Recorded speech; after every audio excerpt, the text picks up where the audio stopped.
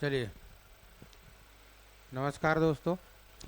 कल जो यहाँ पे हम लोग पढ़े थे अर्थव्यवस्था अर्थशास्त्र। अर्थव्यवस्था किसे कहते हैं, अर्थशास्त्र किसे कहते हैं, उसका मीनिंग क्या होता है, ये सब हम लोग देख लिए थे। मतलब पहला वाला जो हमारा फ्रेमिंग था वो हो गया है क्लियर। ठीक है, पहला वाला जो हमारा था क्या है वो क्लियर। वापस से प्रकार में बहुत सारे प्रकार हम लोग देखे थे, सामाजिक आधार पर देखे थे। हम लोग आकार के यहाँ आधार पर देखे थे, और उसके बाद फिर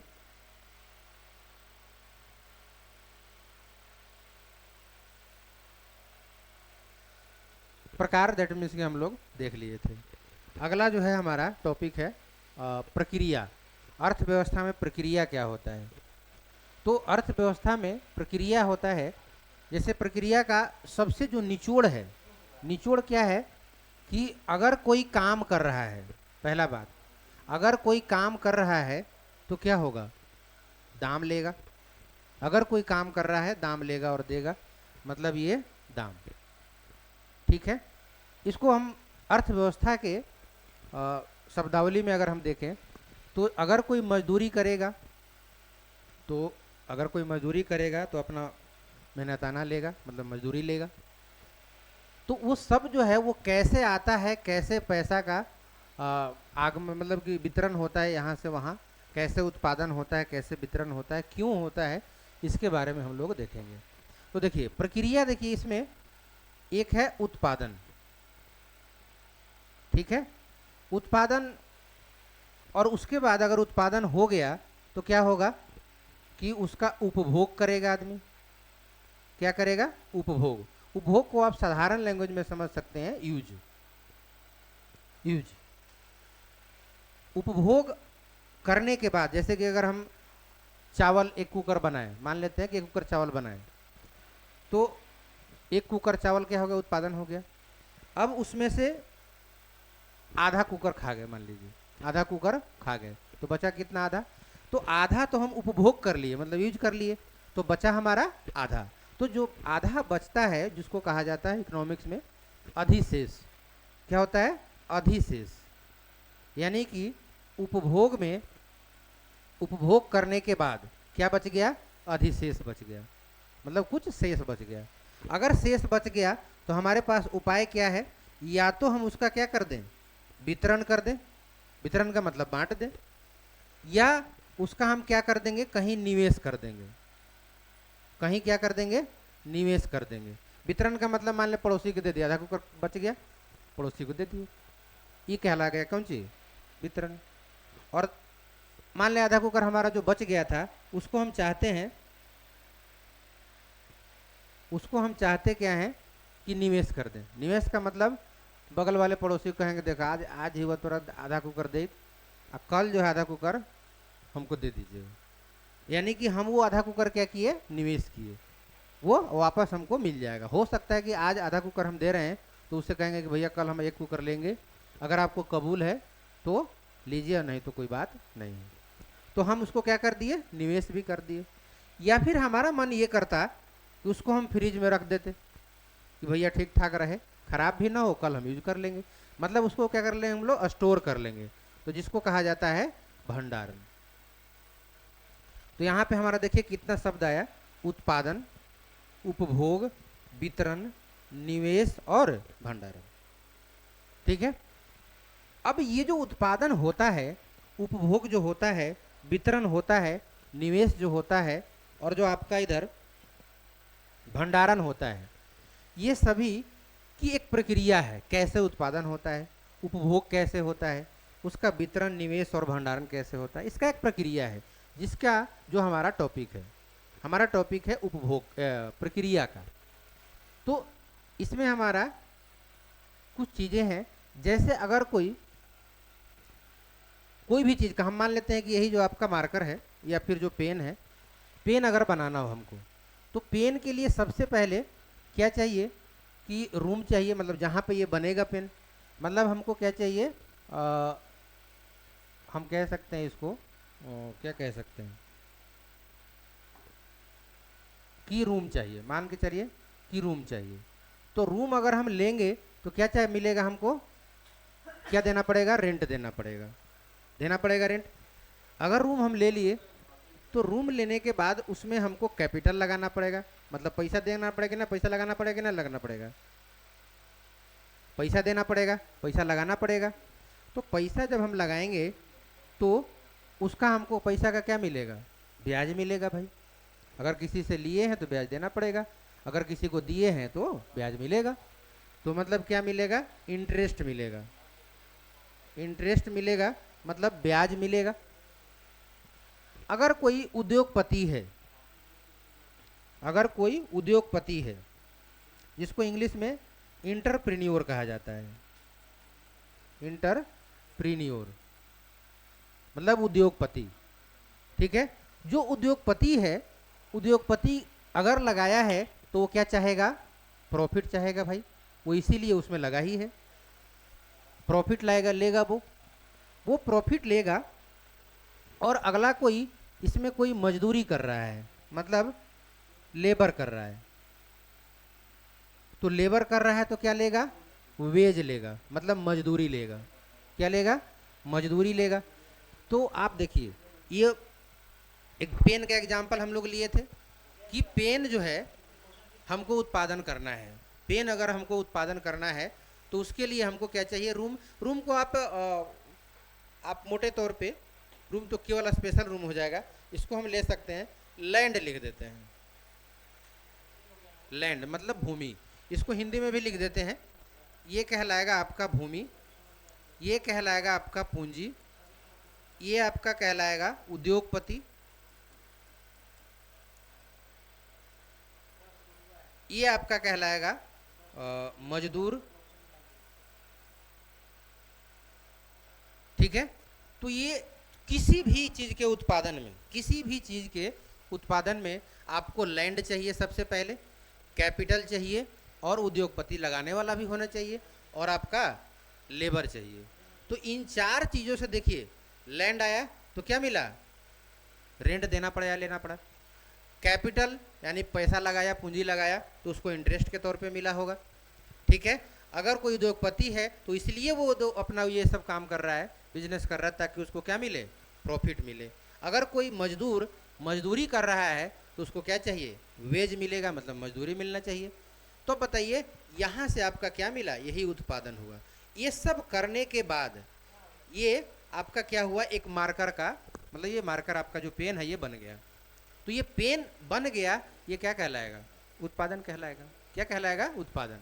मान के चलिए कि रेंट के तौर पे हम 1 रुपया दिए, इंटरेस्ट में भी हम इंटरेस्ट के तौर पे जो है, इंटरेस्ट के तौर पे हम 1 रुपया मान लेते हैं कि दिए। अगर प्रॉफिट जो है,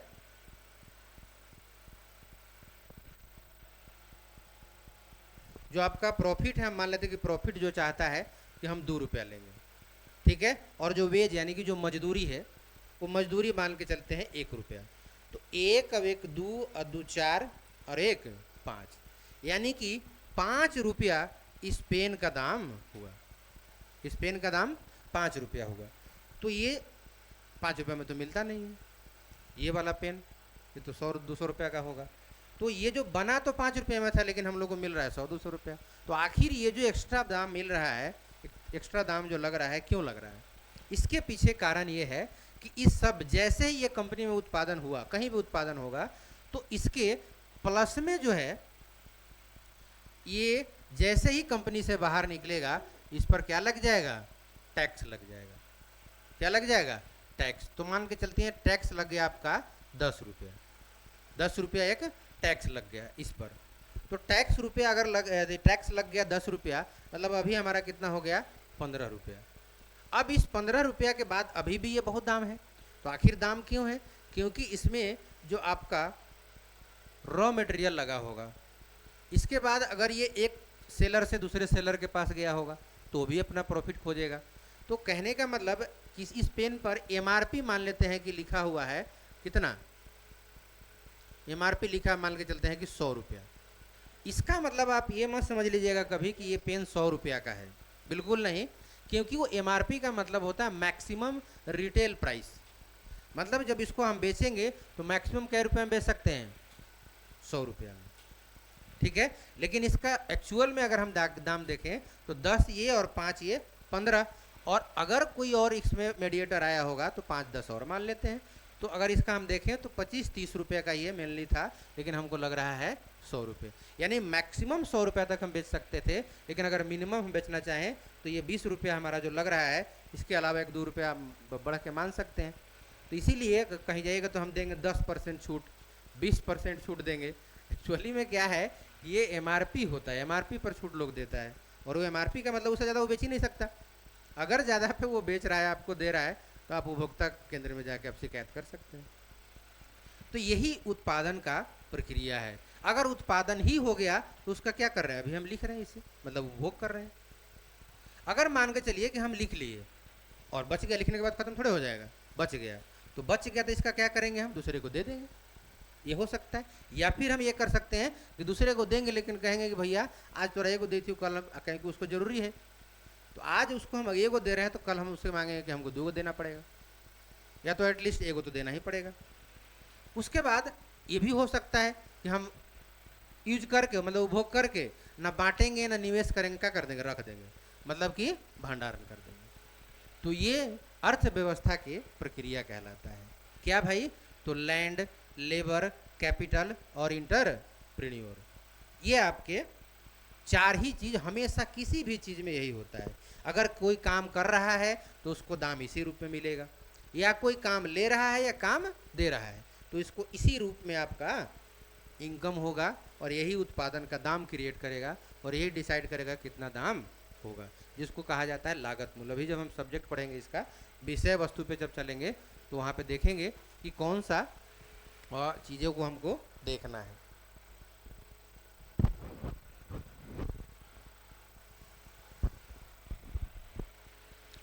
चलिए, तो प्रक्रिया समझ में आ गया होगा। प्रक्रिया में बस आपको ध्यान देना है क्या, उत्पादन, उपभोग, वितरण, निवेश और भंडारण, ये पूरे इकोनॉमिक्स का निचोड़ है। आप ये जान लीजिए, जिस भी विषय में उत्पादन, उपभोग, वितरण, निवेश, भंडारण का अगर यूज हो रहा है तो आप समझ लो वहाँ पे कहीं ना कहीं आपका यूज हो रहा है कौन सा सब्जेक्ट, अर्थव्यवस्था या फिर अर्थशास्त्र, ठीक है। यानी हमारा प्रक्रिया भी क्या हुआ, कंप्लीट हुआ। चलिए, इसको इरेज करते हैं। अगर आपको लिखना हो या स्क्रीनशॉट लेना हो तो आप ले सकते हैं।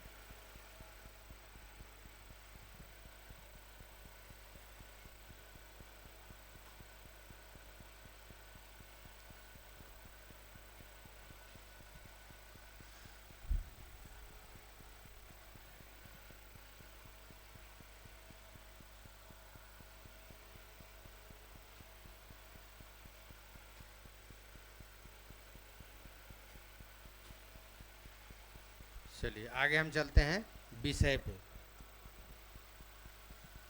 विषय क्या होता है, मतलब अर्थव्यवस्था में हमको पढ़ना क्या क्या, कौन कौन सा चैप्टर पढ़ना है। तो बहुत सारे चैप्टर्स हैं इसमें।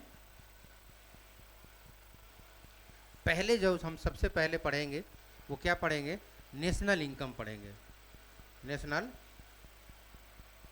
इनकम पढ़ेंगे। नेशनल इनकम का मतलब राष्ट्रीय आय। इंग्लिश हम बोल देंगे और आप हिंदी लिखेंगे, ठीक है, क्योंकि कोई एक ही लैंग्वेज बोर्ड जो है वो हो जा रहा है। पहला है राष्ट्रीय इनकम पढ़ेंगे, मतलब नेशनल इनकम पढ़ेंगे जिसको राष्ट्रीय आय कहते हैं। दूसरा हम लोग पढ़ेंगे बाजार। क्या पढ़ेंगे, बाजार। अब ये मत समझिएगा कि ये तो हम पढ़ेंगे तो देखेंगे ही। पहले मैं क्या पहले बताया था कि इकोनॉमिक्स सबसे कठिन सब्जेक्ट आदमी समझता है। अच्छे अच्छे लोग इसको डील भी नहीं कर पाते। हम ये नहीं करेंगे हम बहुत बड़ा का वो हैं, लेकिन फिर भी ये बहुत कठिन सब्जेक्ट लोगों को लगता है। इसलिए लगता है क्योंकि एक दूसरे में वो क्या करते हैं, घोल मेल कर देते हैं। हम इसको पहले ही बना दे रहे हैं कि बस राष्ट्रीय आय तो बस ऐसे। अभी जो हम ये पढ़ा रहे थे अर्थव्यवस्था कॉन्सेप्ट पढ़ा रहे थे, इसका कम से कम 10 दिन 8 दिन क्लास चलता है, या फिर कम से कम 10 घंटा तो चलेगा ही चलेगा। लेकिन हम लोग आधे घंटे में के आसपास इसको क्लियर कर दिया, आधा पौन घंटा में। तो बाजार, और बाजार देखिए 2 तरीके का होगा। एक संगठित बाजार पढ़ेंगे, संगठित बाजार। एक होता है असंगठित बाजार, मतलब असंगठित बाजार। अब जो संगठित बाजार है इसमें दो बाजार हमको दिखाई देगा। एक कहलाता है, मतलब इसको हम मोटे तौर पे ये कह सकते हैं,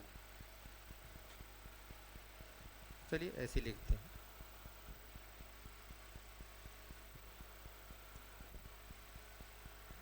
वित्तीय बाजार। क्या कहेंगे? वित्तीय बाजार। और जो ये वित्तीय बाजार है, इस वित्तीय बाजार के भी दो टाइप हो सकते हैं। पहला, एक कहलाता है पूंजी बाजार और दूसरा कहलाता है मुद्रा बाजार। मुद्रा बाजार, यानी कि ये दो प्रकार के बाजार हम लोग पढ़ेंगे। क्यों? क्योंकि यही हमारे एग्जाम्स में पूछे जाते हैं। ये बाजार हो गया। तीसरा हम लोग पढ़ेंगे मुद्रा परिवर्तन। मुद्रा परिवर्तन। अब ये इस मुद्रा परिवर्तन में क्या क्या हम लोग देखेंगे? सबसे पहले आप लोग नाम सुने होंगे, मुद्रास्फीति होता है, संस्फीति होता है, अवस्फीति होता है, अवस्फीति होता है,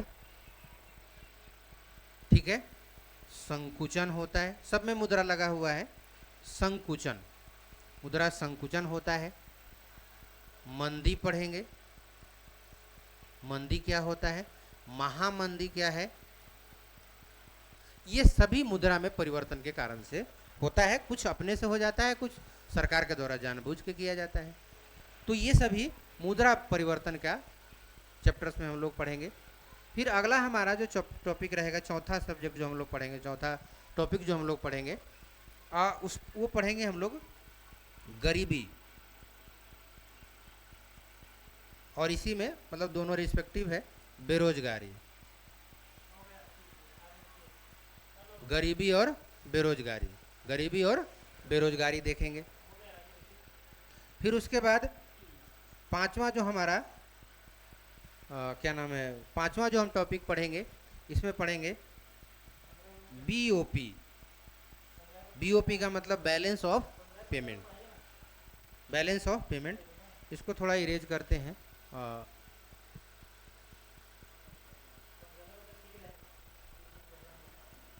पांचवा, छठे नंबर पे जो हम पढ़ेंगे, छठे नंबर पे हम पढ़ेंगे जिसको बोल सकते हैं हम लोग बजट। बजट पढ़ेंगे। सातवें पे हम लोग योजना पढ़ेंगे। योजना पढ़ेंगे, ठीक है। आठवें नंबर पे हम लोग कृषि। नौवें नंबर पे हम लोग उद्योग पढ़ेंगे। और जो आपका लास्ट है वो सेवा, माने कृषि, उद्योग और सेवा। लगभग हम इतने चैप्टर में इसको बांट के पढ़ेंगे। ये हमारा अर्थव्यवस्था में जितना हमारे एग्जाम के दृष्टिकोण से आवश्यक है ये सभी है। अगर कुछ मान ले बीच में छूटेगा भी तो जब हम चैप्टर्स पढ़ेंगे तो वापस हम उसको देख लेंगे। तो हमारा ये विषय वस्तु रहा, ठीक है। ये जरूर जब जब पढ़ेंगे तो एक एक करके सीरियल वाइज से ही पढ़ेंगे हम लोग। तो इसको हम इरेज करते हैं।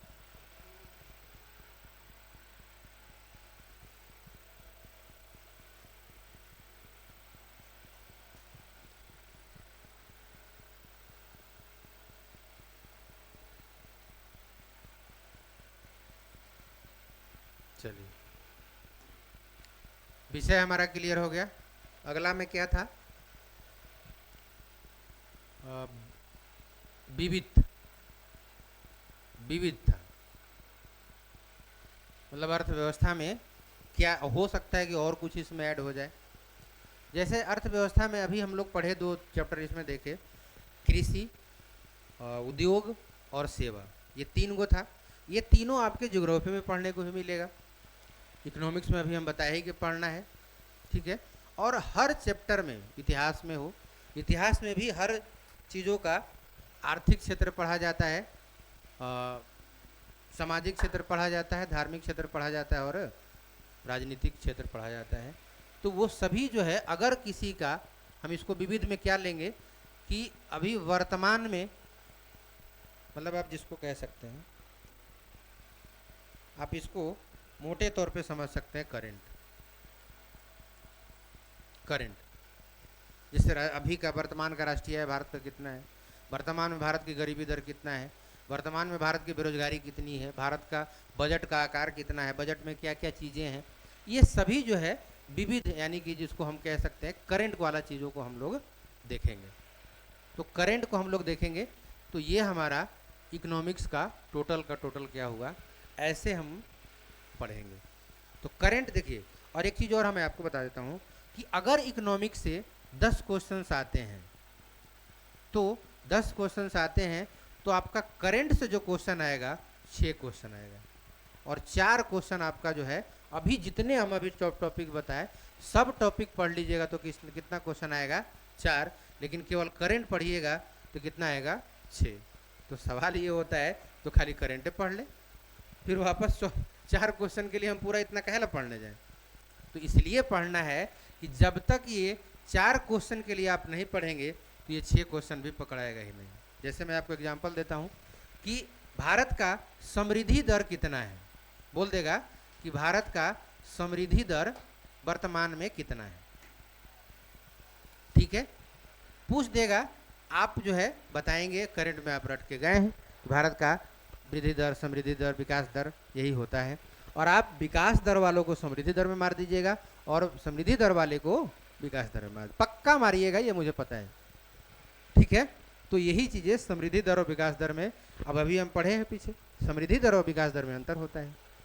तो ये जब तक इसको आप नहीं जानेंगे, 4 क्वेश्चन के लिए नहीं पढ़ेंगे, तो ये 6 क्वेश्चन भी लगभग नहीं पकड़ाता है। और जैसे जैसे आगे हम बढ़ेंगे, बजट वाला जो चीज़ें हैं, बजट में लगभग आपको पूरा का पूरा दिखाई देगा करंट, लेकिन वो बजट तभी पकड़ाएगा जब आपको पूरा कॉन्सेप्ट पता हो।